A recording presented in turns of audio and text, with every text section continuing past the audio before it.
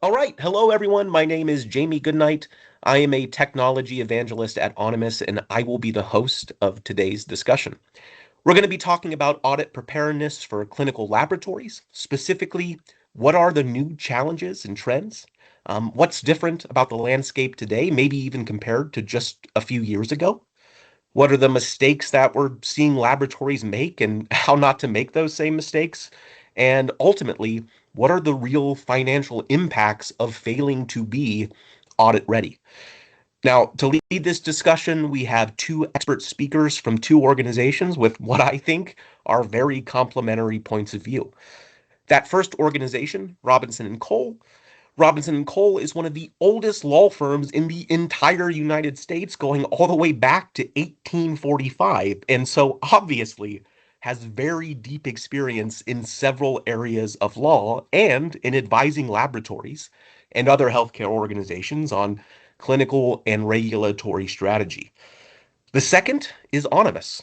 Onymos is a software company that works with clinical laboratories to modernize the document and data workflows, driving revenue, compliance, and all the parts of lab ops with intelligent automation. Its customers include laboratories like Guardant Health and Personalis.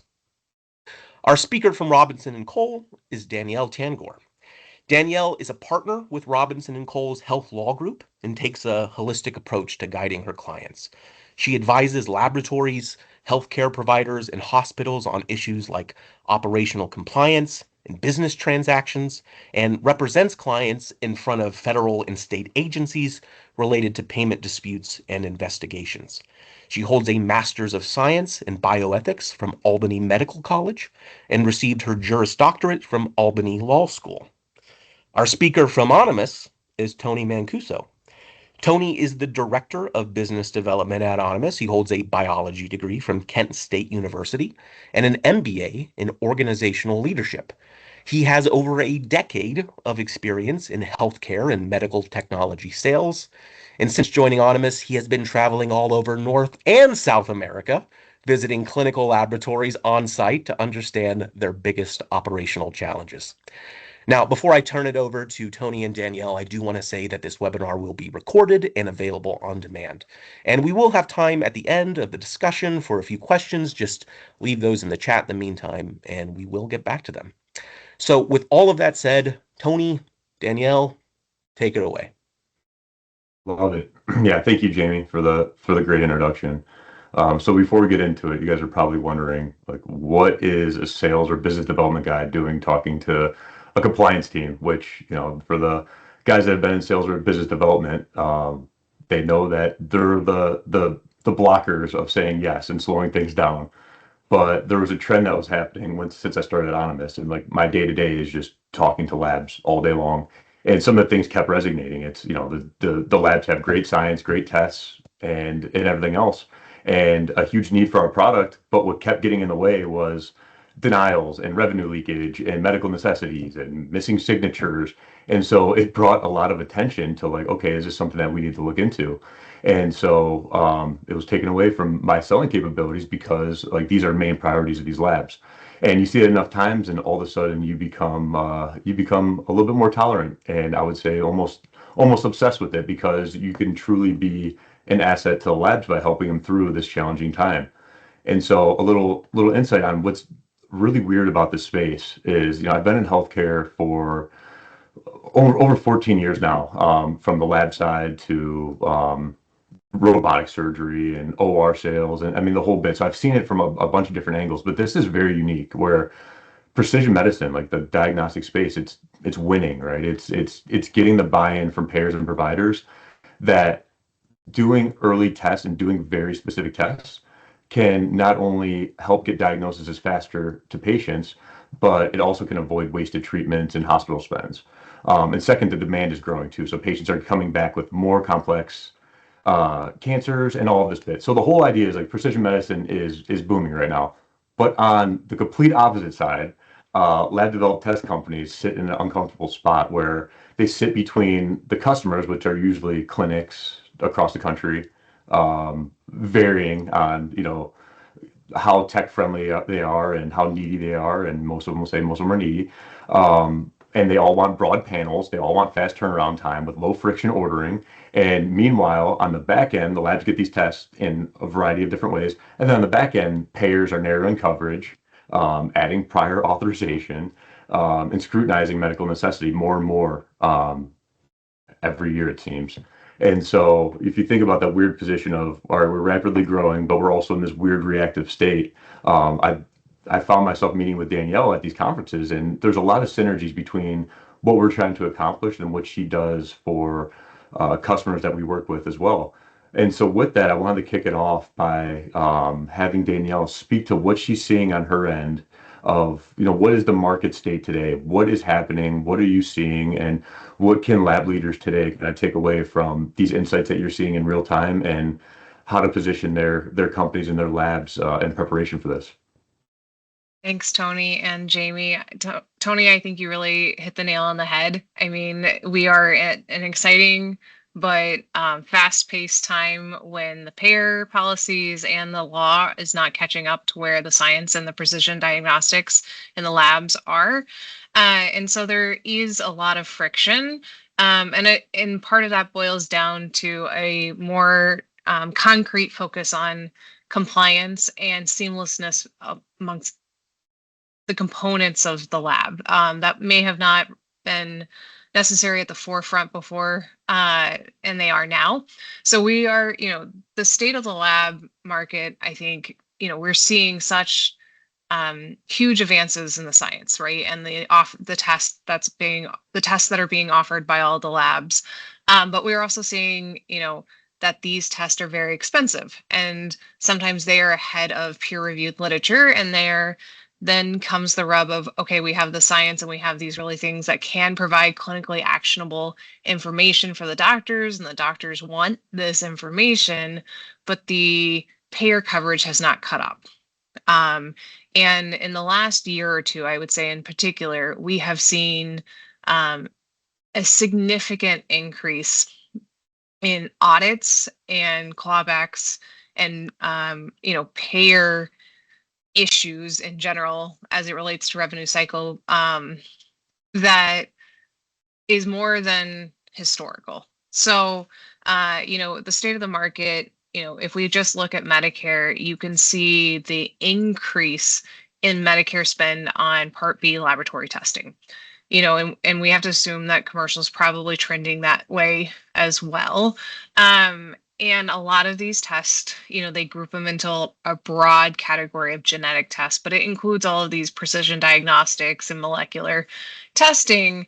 And they're spending a lot of money just for one CPT code. In 2024, Medicare Part B spent, almost $450 million.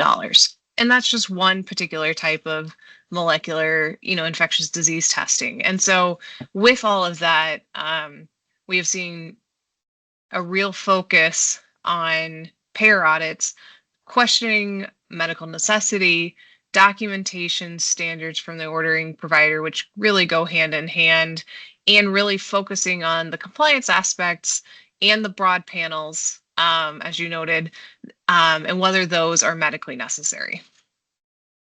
So that's actually a great talking point, because again, you know, when I hear it from multiple customers, I start to realize that like it's a problem, right? So some of them are bringing up the point of, so what part of what we do is we train like the requisition forms that come in. And usually throughout the year, customers are like, we only have X amount and maybe we'll add a couple more. But they're like, we have to change these like all the time now. And I'm like, well, why?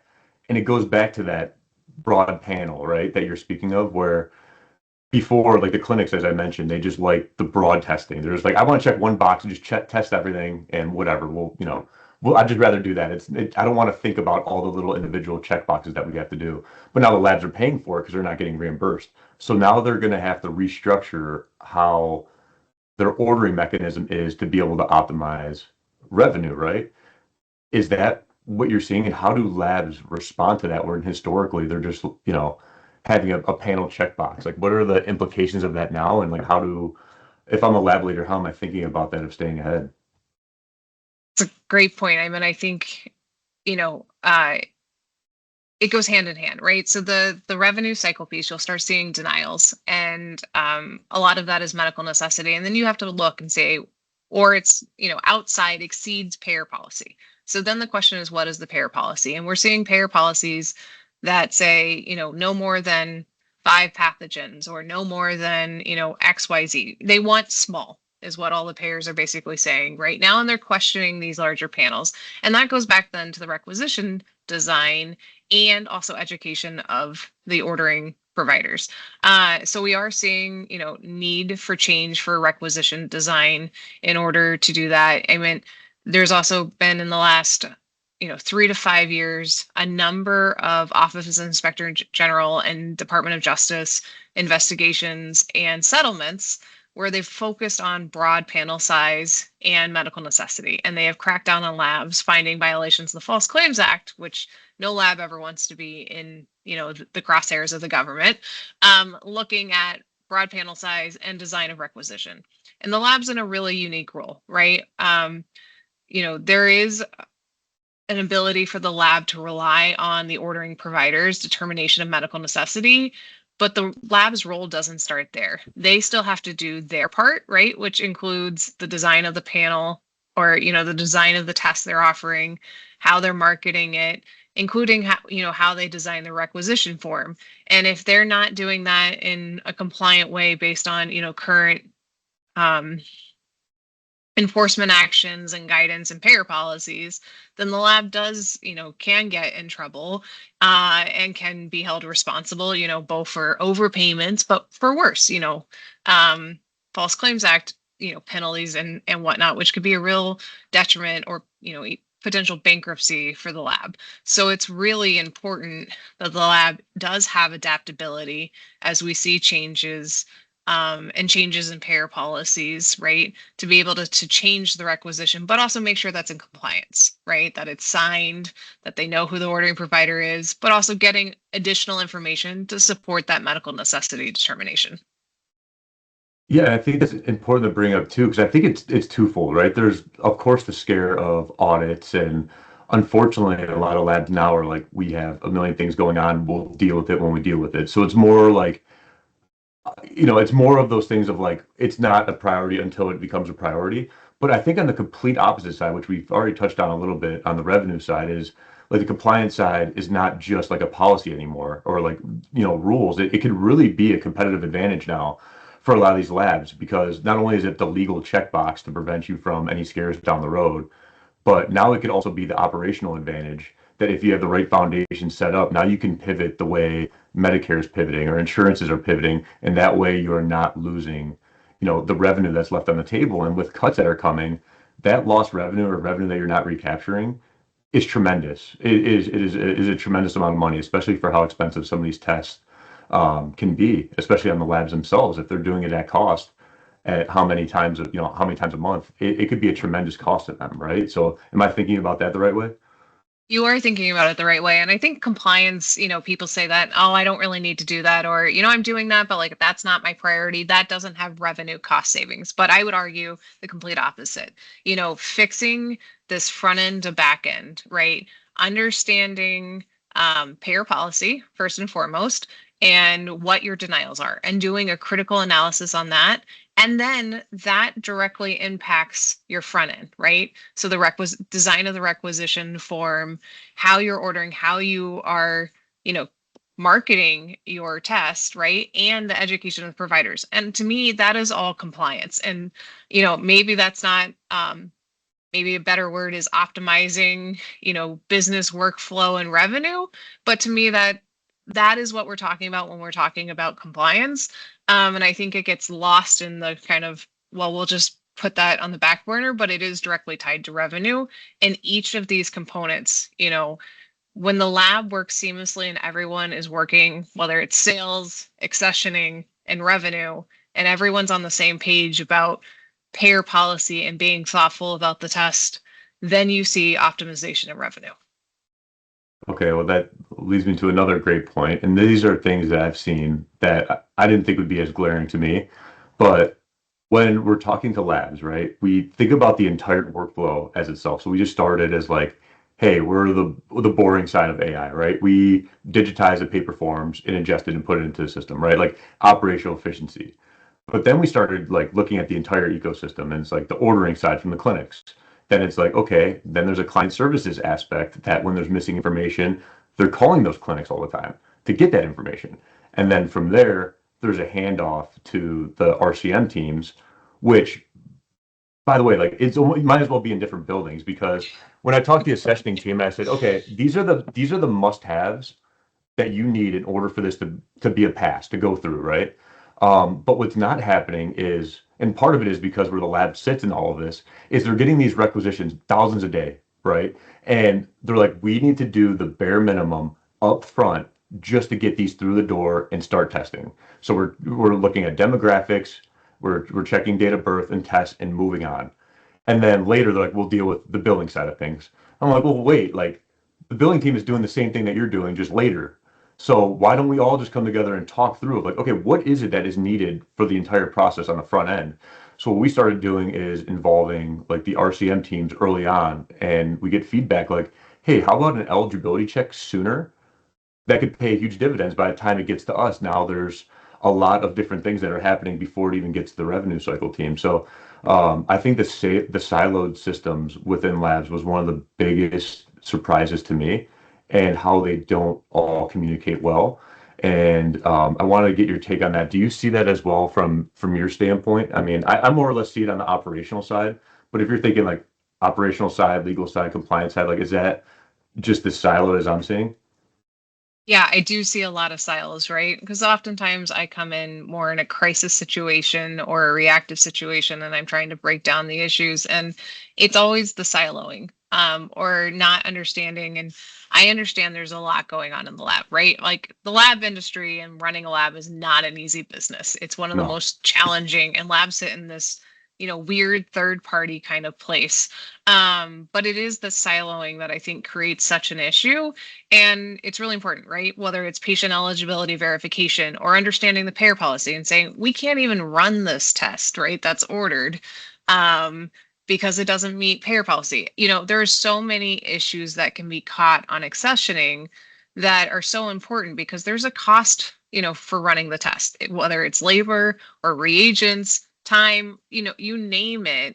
And so it's really important that the revenue cycle piece, right? The payer policies and what is getting, captured on that end and what the denial reasons are gets translated to that first piece, the accessioning.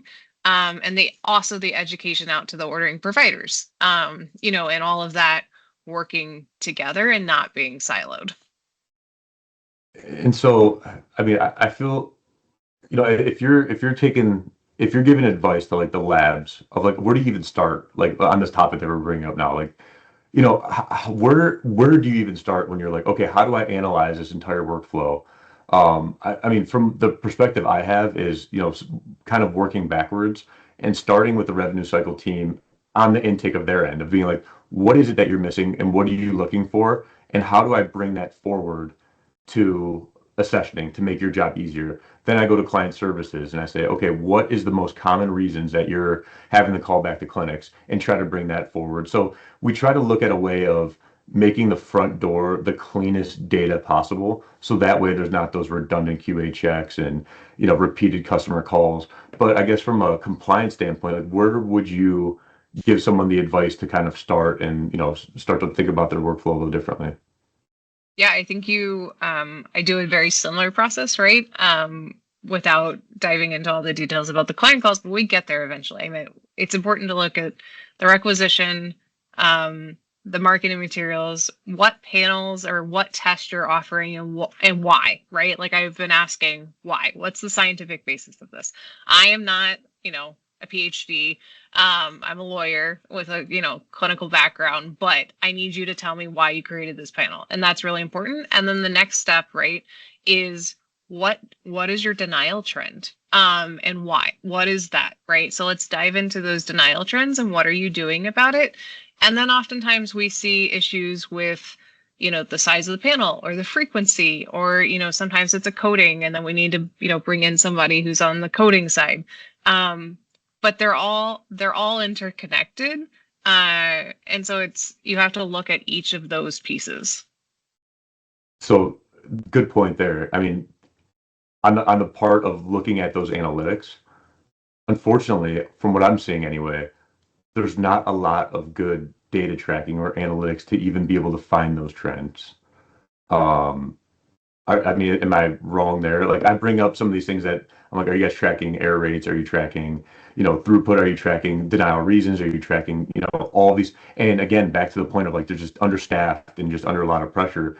Am I wrong for saying that a lot of that data is not even accessible to them and they're not even seeing it? I think the data is accessible, particularly if they're on, one of kind of the major revenue cycle platforms, right? I know, a variety of them have reports that you can pull. Do the labs pull them? Usually not, right? So I That's find the the same issue. thing as you do, right? That's not the focus. It's, kind of what fires in front of me. And I have 5,000 appeals, that I have to deal this, get this going. But the kind of that trend analysis and that root cause analysis is what's lacking. But I think is becoming more and more important. In the last, I guess it's been 2 years now, in corporate integrity agreements. So if a lab gets in trouble and has to sell the government, sometimes they have to go into a corporate integrity agreement. And in each of those corporate integrity agreements, there is a provision now requiring this utilization trend on a monthly and a quarterly basis. And I expect that whenever the government gets around to publishing the new laboratory compliance guidance, which is supposed to be out soon, we've been saying that for over a year, that's going to be a focus. I mean, it's in the 1998 voluntary compliance guidance, but that I think is going to be a higher focus just where we're seeing, and it's super important. I mean, understanding and harnessing your data in this day and age, right? The government, other people are crunching data. It's there somewhere in your system, and that's the thing you need to harness and understand. And that should be a real focus for laboratories. Agreed. Yeah, agreed. I'm seeing the same thing here. I also have another fun stat for you. You'll have an idea of where I pulled it from, but Medicare report shows that 82% of denials have come from insufficient documentation. Back to the original point of, is it because they don't have the documentation at hand that was submitted to them? Do they not have the amount of time to sift through a 10-page patient bundle or pathology report or supporting documentation? Who knows? But what we've seen is the ability to be able to efficiently sift through can help dramatically pull that number down. It's not going to go to zero because again, you're at mercy of what the clinics are sending you. But do you want to speak to maybe your thoughts on why 82% of denials come from insufficient documentation from your perspective? Yeah, I think, historically labs would just respond or maybe not respond, right, to the audits. But they would respond and just send in requisition results, right? There is more of an expectation that the doctors have documentation. And the standards for the doctors have significantly changed. I mean, you can't just say order lab tests anymore, which is what they've historically done. They really need to explain their clinical decision tree. And this is where labs need to be partners with their ordering accounts to say, hey, like we really need, if you're going to order this test, this expensive test, we need you to talk about how it's going to be used in the care and treatment plan of your patient. Yep. But also, I think labs should start putting more on their requisition form to try to get those data points. And historically, they've had very blanket requisition forms that says checked panel, right? And that Yeah, is going to be considered insufficient documentation in this payer age. that's great. Yeah, that's good. So for the audience, the 82% of denials came from a talk that Danielle gave. But it's Medicare data, like it's backed, it's online. Actually, I think it went down to 77% in 2025, but what jumped from 5% of the reasons for denials to 20% was no documentation at all. So, I mean, I think it's getting worse from what I'm seeing. I think But you're yeah, right. And I think that's also indicative of the amount of record requests that are going out and the Yeah. inability to respond in an efficient manner to those. Yep. Yep. I think you're right. And so a little backstory too of how Danielle and I started figuring. This is how I at least started figuring out how the sessioning is such a great layer to help labs on the front end. Is I was walking her through like our demo. I was like, I want to get some feedback, and one of the pieces of the demo that was a request from a customer was they kept a signature on file for anything that came from a clinic, and it would just populate the signature. Well, it turns out like that's a no-go. You can't populate a signature that is stored on file. It needs to be on every single requisition. And I'm sure that's only one example of many, but another one is you can't, on the requisition form, fill out certain boxes that are making clinical decisions on behalf of the patients, right? And from your perspective, I mean, with those two examples, are those the ones that you typically see the most of operational errors that labs are making on behalf of the patients? Or, I mean, again, back to the compliance side, where do you see the most errors happening? Yeah, I think those are great examples, right? Or not guiding too much on the ICD-10 diagnosis codes, right? Like that's really in the purview of the ordering provider, not the lab. But even lack of signatures, right? It's it's either stamped signatures, signature and file. They're not following, Medicare has a MLN about signature requirements. And some labs are like, well, we don't even need a signature. And that was the old standard, like a decade ago. And sure, there are exceptions that you don't need a signed requisition, but then you have to have a signed authenticated medical record that says more than an order lab test. And that's not really where you want to be. So it's really important that you have the appropriate signature that the doctor is applying it. And the other part there is there's a lot of scrutiny on who's signing the requisition forms, right? Oh, yeah. Um, and whether it's a medical assistant, the doctor, or whether the medical records match what is being ordered. And that to me, that has come up a lot in the last several months in a lot of the audits I see. So there is a big focus on signatures and legible signatures, quote unquote, Yeah. for the ordering providers to ensure that the test that is being ordered is what the doctor wants. Yep. Great points there. Now, is it state by state on who can sign, like if it's a medical assistant or NP or is it just across the board? It could be anything. There is some, state considerations there, but Medicare has its own standards and payers have their own standards that you need to follow, as well. Okay. Okay.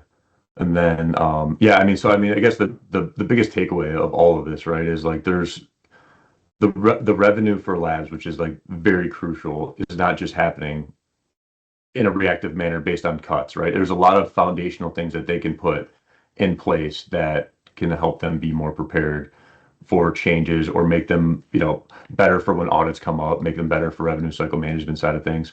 And a lot of it, as we're seeing, is starting at intake, where, again, I used to say that we're the boring but operational savings side of the labs. It's really transformed over the past year of, now it's the compliance side, now it's the front door to the revenue cycle team. Now it's just really transforming how labs are operating. Because what doesn't go into consideration when you're looking at time saving is, oh, we're going to need more people on intake. Well, like how long does it take someone to get there and build the inherent knowledge to know that certain accounts need certain rules or certain TRFs need certain things, right? So there's like the angle of like onboarding a new person. And then the second was not considered is the rework time. How many people on the back end are having to rework a lot of this information? And then you talk to the sales teams, which honestly, I talk to a lot of sales teams at these labs, and they just talk about what a nightmare it is when, they have a quota, they're trying to get sales, they're under a tremendous amount of pressure, and they submit these tests that are getting wrongfully denied. And it's because, for whatever reason, the bandwidth or, the accessioning role is denying them for the wrong reasons. Now that's a real revenue problem. And we're seeing labs lose accounts because the friction of ordering is just so high with some of the labs that are just not operationalizing it the right way. So yeah, I just want to tie a bow on what I'm seeing on my end, and if you want to have any final remarks on what you're seeing, love to hear it. Yeah, I mean, I think those are good points. I mean, and this really comes down to, the fundamental issue, right? Understanding payer policy, and that drives all of this, right? And so I don't think there is, I think, you know, labs will say, I'm being denied unjustly, right? But it's not clean claims. And that starts at accessioning. And that actually starts even before accessioning. That starts with the ordering provider ordering tests that are medically necessary, right? And so there is this education component. Um, and that all starts at the fundamental basis of how you're structuring what you're ordering, what you're offering, and payer policies, and having a really good handle on those two, which is bringing revenue cycle to the very beginning. Um, and working all of that together, then you're submitting clean claims and optimizing revenue and, having less reworked everything, which just takes a lot of time and effort, both for the lab and for the accounts.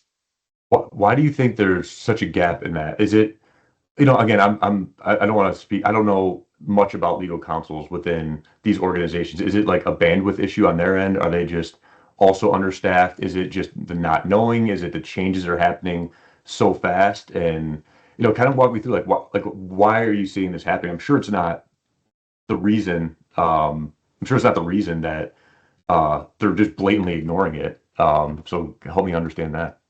I think it's a little bit of everything, right? So payer policies change. They're not always easy to follow or find, right? And keeping, if you have 20, 30, 40 different pairs, right? Understanding all of that and taking the time to do that.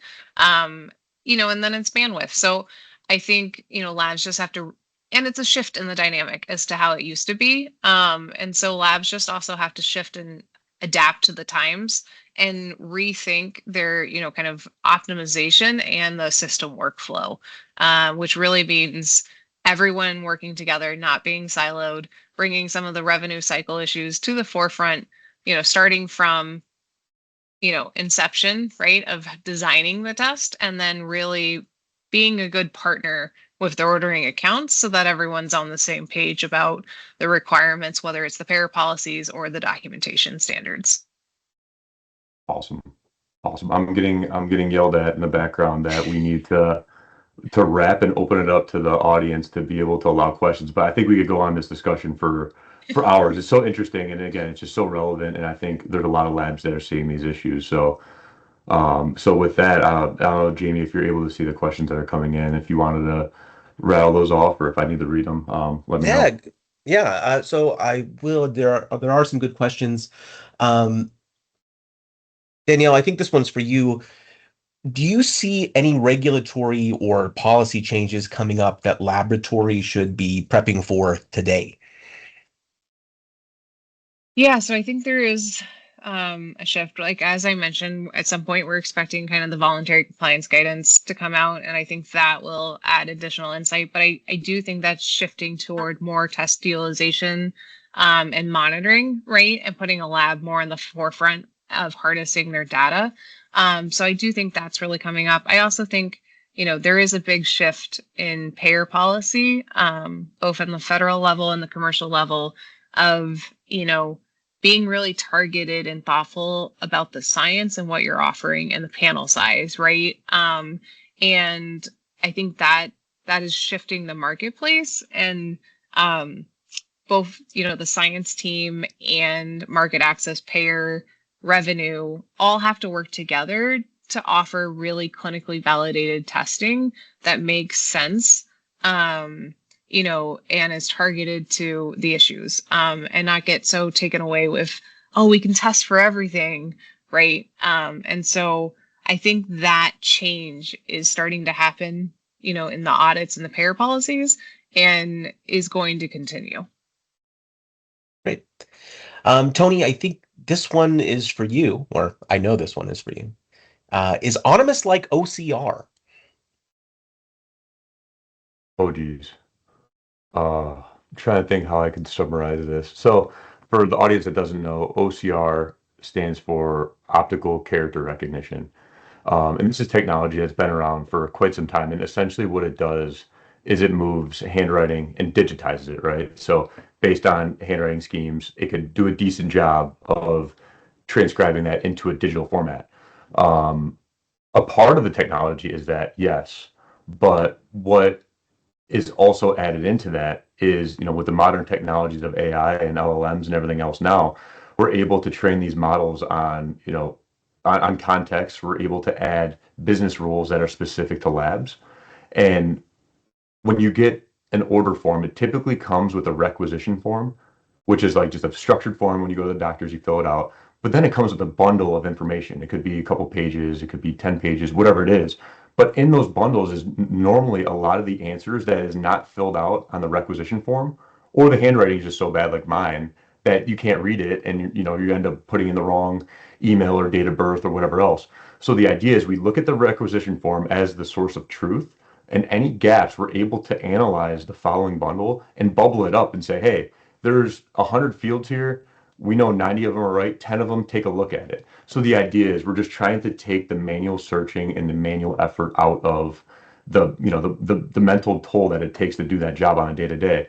So yeah, from an operational standpoint, it moves it down.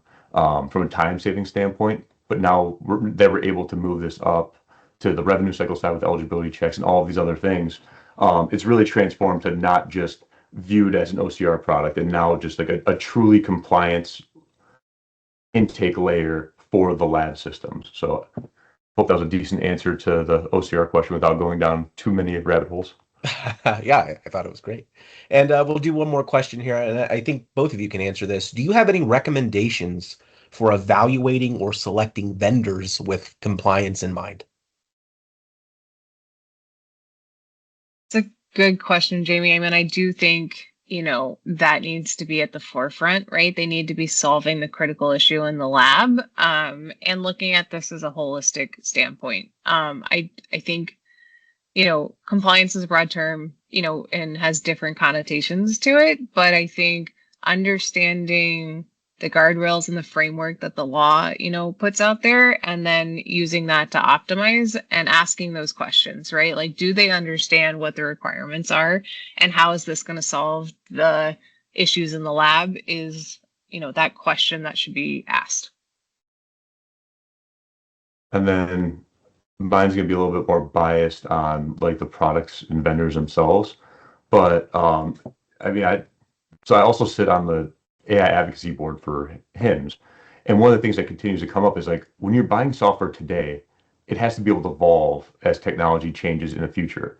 And so there's two main things that I think companies need to think about is the first one is the data side of things, right? Like those order forms are just so data rich that do you want to pick a software vendor that is aggregating that information, potentially selling it, and all of those things? So I think from a compliance standpoint, PHI information, healthcare is the number one targeted vertical for cyber attacks. So it's choosing a vendor that will treat the data that you're using responsibly. At Onymos, we treat it as like you have it, it's in your infrastructure. We don't even see it. So we are just by default, we don't want any part of it. So that really resonates with labs, but it also does a second fold where it integrates directly into their systems and they're not signing into another portal. They don't want to disrupt the workflow that they currently have. So that's the data and workflow aspect of it. And then again, the second part is making sure the company itself is set up for such a fast moving market and can make changes quickly on behalf of the lab. There's a lot of solutions out there now that are very strict, and it's like, okay, you only operate within these boundaries of this certain software, and then you end up building workarounds that are not compliant. I won't get into the details of that, but I've seen Excel sheets and all sorts of crazy workarounds with PHI information in it. But it's just one that's able to scale with your business as well, and also be able to keep the parameters as the AI rules and regulations change as well. So that's my And thought Tony, there. I just wanted to chime in, and Jamie, I think that's super important, right? Like we've seen so many, I think cyber attacks and, learning, right? AI learning on PHI and making sure that that's done in the right way, compliant way with HIPAA, and, that it's not public facing, right? That should be one of the key focuses on, software vendors in particular, is protecting and really giving the full protection and being a really good partner so that the data is protected in in all of the requirements, whether it's HIPAA and everything else, right? So that's an excellent point that should be number one. Great. Thank you both.